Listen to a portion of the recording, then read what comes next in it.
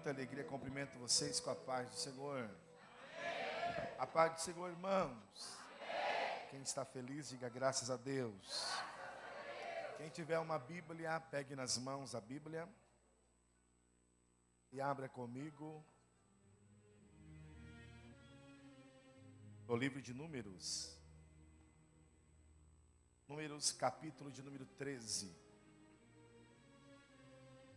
Enquanto você vai procurando, quero externar a Deus minha gratidão de poder estar aqui com vocês.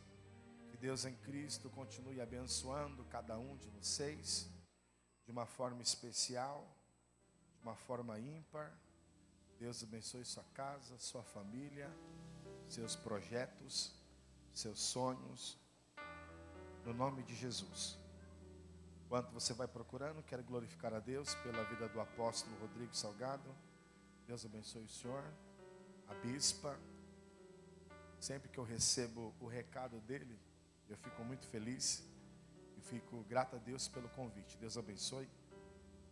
Minha alegria de estar com o pastor Gerson. Pastor Gerson, grande amigo, um presente de Deus para mim. É aquele amigo que entra na sua casa, abre a geladeira sem pedir licença, pega a Coca-Cola, coloca no copo, bebe, e ainda pede para pegar gelo. Deus abençoe. O ano passado tive o prazer de estar com ele na Argentina e também no Paraguai. E eu quero glorificar a Deus pela vida do servo de Deus, pastor Gerson, um exímio pregador, um missionário, um grande homem de Deus. Amém? Quem achou o texto de Números 13, diga amém. Nós vamos ler a partir do versículo de número 25. Está escrito assim: e eles voltaram de espiar a terra ao fim de 40 dias, e caminharam e voltaram a Moisés e Arão e toda a congregação dos filhos de Israel no deserto de Parã, em Cádiz. Versículo 27 está escrito assim: e contaram-lhes e disseram: fomos à terra que nos enviastes, e verdadeiramente ela mana leite e mel. Diga comigo assim: leite e mel. E este é o seu fruto. O povo, porém, que habita nessa terra é poderoso. As cidades são fortificadas e muito grandes. E também ali vimos os filhos de Anak. Os amalequitas habitam na terra do sul. Os heteus, os jebuseus, os amorreus habitam nas montanhas. Os cananeus habitam junto ao mar, perto da margem do Jordão. Então Calebe fez calar o povo perante Moisés e disse: certamente subiremos e a possuiremos em herança, porque seguramente prevaleceremos contra ela. E você diz amém. Fecha a Bíblia, coloque a Bíblia no banco. 12 terça-feiras para um ano de vitória. E Deus colocou essa palavra no meu coração. Se você prestar atenção no texto, daqui a pouco você já vai sentar. Você vai perceber que ele vai dando relato da terra. E ele dá alguns pontos positivos e também dá alguns pontos negativos. O ponto positivo é que ele confirmou aquilo que os anciões, que os profetas passaram de geração em geração. A terra da promessa mana leite e mel. E ele confirmou com os olhos. Só que depois ele vem dando os pontos negativos. E o primeiro ponto negativo que ele fala é que a cidade era murada, fortificada. Então na cidade tinha muralhas. Diga comigo, muralhas. Ele continuou o relato e disse que também ali havia os filhos de Anak, ou em outra tradução, Enac. Quem eram esses? Homens grandes, gigantes. Então na cidade tinha gigantes. Diga comigo, gigantes. E também ele começou a relatar em cima da montanha, na beira da ribeira do Jordão, aonde eles iam, tinham homens guerreiros, defendendo o seu pedaço de terra, defendendo a sua pátria. Ou seja, tinha guerreiros. Então tinha guerreiros, diga guerreiros. Então tinha muralha, gigante, guerreiros. O que tinha lá? Você pode fazer melhor. O que tinha lá? Ali era um ponto negativo. Todo mundo ficou perplexo. Houve um alvoroço. O alvoroço é um barulho pequeno que vai crescendo e fica ensurdecedor. Ali, a vitória deles estava sendo barrada pela palavra daquele homem que estava relatando. De repente chega Caleb, 85 anos, vira para todo mundo e fala: fiquem quietos, eu tenho uma palavra. Subamos animosamente, porque seguramente possuiremos a terra que Deus prometeu. Sabe que Caleb estava querendo dizer? Mais ou menos assim, é o tema da mensagem. Pode ter muralha, pode ter gigante, pode ter guerreiro, mas se foi Deus que prometeu, vai vir nas nossas mãos. Tem crente que já entendeu, ô glória. 2017, pode ter muralha, pode ter gigante, pode ter guerreiro, mas o que Deus prometeu vai vir na tua mão. Só quem crê, senta dando glória, faz barulho de quem crê, aleluia. Pode se assentar. Fala para quem está do seu lado: a vitória é garantida. Fala assim: fica tranquilo, pode ter muralha, gigante, guerreiro. Dá um tapa na mão dele e fala assim: ó, vai vir nas tuas mãos. Oh, glória a Deus. Queridos irmãos, o texto bíblico que nós acabamos de ler está inserido no Antigo Testamento, no livro de Números. É um texto muito conhecido, um texto que é muito pregado, muito ensinado, muito falado. Eu amo a Bíblia, sou apaixonado pela Bíblia, e eu gosto de analisar a Bíblia de várias formas. Uma das formas que eu gosto de analisar é da forma teológica, mas em particular eu tenho paixão em olhar a Bíblia e perguntar para ela: o que lá então tem a ver com aqui agora? Então, quando eu pego a Bíblia e começo a ler ela, eu fico lendo o texto, relendo, e fico perguntando o que aquele texto quer falar comigo nesse momento, nesta hora. E quando você pega a Bíblia, no texto que nós acabamos de ler, você vai perceber que a história que está sendo contada é a história de um povo. Quem era este povo, pastor? Um povo que estava debaixo de uma promessa. Mas uma promessa, não uma promessa de agora, uma promessa antiga. O que mantinha este povo vivo era esta promessa. A promessa foi sendo passada de geração em geração. Quem recebeu esta promessa lá atrás foi o patriarca Abraão, e então foi passando de geração em geração, até chegar nessa história que eu estou lendo para vocês. O povo estava cativo, o povo estava exilado no Egito. A Bíblia vai dizer que surge um faraó que não conhecia a José, e nem ao Deus de José, e resolve escravizar esse povo. Então este povo, que é o povo da promessa, está sendo escravizado.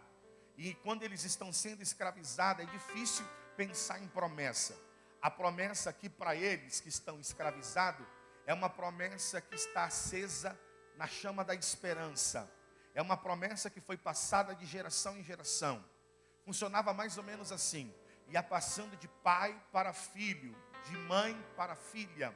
Então a mãe chegava na filha e falava: filha, aguenta firme, nós não vamos terminar assim. Essa não é a nossa terra. Deus, Ele tem uma terra preparada para a gente. Deus tem uma terra preparada para mim e para você. Você não vai morrer desse jeito. Você vai casar, vai ter filhos. Você vai ter o prazer de andar, passear na terra que Deus vai te dar. Filha, você vai poder cultivar a terra, vai poder plantar as suas coisas, vai poder plantar as suas flores, vai poder plantar o seu alimento, vai cuidar da terra. Você vai ser feliz. E ali a chama da esperança, da promessa, ficava acesa no coração das moças. Da mesma forma, os homens recebiam dos pais uma injeção de ânimo. O pai virando para o filho e falando: aguenta firme, filho. Deus, Ele tem uma terra preparada.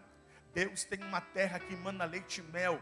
Foi assim que aprendemos com os nossos antepassados. Foi assim que o nosso pai Abraão recebeu da parte de Deus.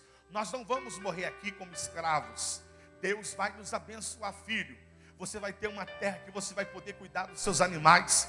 Você vai ter uma terra que você vai poder construir a sua tenda. Você vai ser abençoado, filho. Deus vai te abençoar. E aquilo fazia com que a promessa ficava viva. A chama da esperança estava acesa no coração daqueles homens, daquelas mulheres, daqueles moços, das moças, das crianças. Só que o tempo vai passando.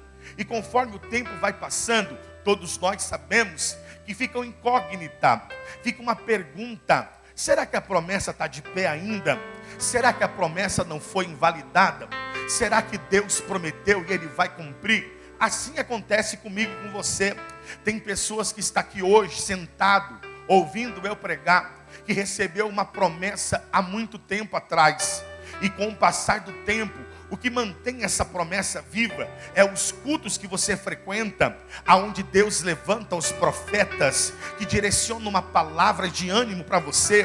Aí você sai daqui revigorado, com a chama da promessa acesa. Você veio para o culto pensando que Deus se esqueceu de você, mas aqui você ouve que a promessa está de pé. Aqui você escuta que a promessa não foi invalidada. E então você volta para sua casa. Mas com o passar do tempo, este povo fica se perguntando: só que como o nosso Deus, Ele é o Deus que quando promete, cumpre. Deus levanta um libertador. Seu nome era Moisés. Moisés vem e, para economizar na mensagem e aproveitar o tempo, Deus manda as 10 pragas. A última praga, Deus manda a morte dos primogênitos. E então diz o texto que Deus amolece o coração de Faraó. E então o povo é liberto daquela escravidão. Quando o povo é liberto da escravidão, a Bíblia me chama a atenção, porque ele sai da terra aonde eles estavam sendo escravizados, em rumo à terra prometida. Sabe como fica no pensamento deles? A promessa está se aproximando. A promessa está mais perto do que nós imaginamos. E o nosso Deus, Ele capricha. Enquanto nós estamos esperando a promessa, Ele sempre faz algo que revigora a nossa fé. E assim aconteceu com esse povo. A primeira coisa que me chamou a atenção foi a forma que eles saíram daquela terra. Quem é que já viu na história alguém sair de escravo com ouro, com prata, com comida, com animal? O nosso Deus faz assim. Quando Deus libertou aquele povo, todo mundo pensava que eles sairiam de mãos abanadas, mas Deus não. Deus preparou o melhor para eles. Sabe por quê? O nosso Deus é o Deus de coisas boas, de coisas melhores. E eu já quero ser profeta de Deus aqui essa noite. O que Ele tem preparado para você em 2017 não é coisa pequena, é coisa grande. Quem acredita, deixa eu ver. Quem acredita, levanta a mão lá no alto. Abre a tua boca, manda um glória para Deus. Eu estou profetizando para uma igreja que acredita. 2017, você vai viver o melhor ano da tua vida. Segunda palavra, se prepara, porque o que Deus vai fazer é coisa grande. Aleluia. Mas olha só, a Bíblia diz que eles estão saindo rumo à terra prometida, mas logo à frente, diz o texto, que eles se deparam de frente com o mar vermelho. Olha só o que eu encontrei na Bíblia. Quando você pega a geografia bíblica, eles olham para a esquerda, tem montanhas. Olham para a direita, tem montanhas. Quando eles olham para frente, tem o mar. E quando eles olham para trás, a poeira da fumaça dos carros de Faraó está subindo. O que aconteceu, pastor? Deus endureceu de novo o coração de Faraó. E ele estava correndo atrás do prejuízo. Lá estava o inimigo para tentar acabar com o sonho, com a promessa. Diz o texto bíblico que quando eles se deparam com aquela situação, eles viram para Moisés e começam a conversar, a perguntar: ô Moisés, porventura não tinha sepulcro suficiente lá no Egito? Você nos trouxe aqui para que morramos nesse deserto? Aí a Bíblia vai dizer que Moisés vai falar com Deus. Quando Moisés vai falar com Deus, olha só o que eu aprendi na Bíblia. O nosso Deus é o Deus que responde rápido. Quando Moisés vai clamar, a resposta de Deus é: ei Moisés, diga ao povo que marche. A ordem é para marchar. Oh, glória a Deus. Irmão, olha só que coisa interessante. Eu pude entender Deus falando para Moisés assim: ei Moisés, por que eles estão parados aí? Eu não tenho negócio com quem fica parado, eu tenho negócio com quem avança. Eu não tenho negócio com quem fica murmurando, eu tenho negócio com quem avança. Oh, glória a Deus. Deus já está dando um recado para você. 2017, a ordem é para marchar, a ordem é para avançar. Não fique parada, não fique parado. Deus está te dando uma ordem clara essa noite. A ordem é para marchar, não é para ficar parada, não é para ficar cabisbaixa, não é para ficar murmurando. Eu não tenho negócio com quem fica parado. 2017 as coisas vão girar, 2017 as coisas vão andar. A ordem é para marchar. Quem crê que a ordem é para marchar, deixa eu ver. Só quem crê dá glória a Deus. Escute, olha só que coisa interessante. A Bíblia vai dizer que quando Deus fala isso para Moisés, Deus vai começar uma conversa com ele. E olha só o que eu encontrei na Bíblia. Deus vira para Moisés e fala: o que é que você tem nas mãos? Moisés vira para Deus e fala: Senhor, eu tenho aqui uma vara. Olha só o que Deus diz para Moisés: com o que você tem nas mãos, toca nas águas. E Deus estava dizendo mais uma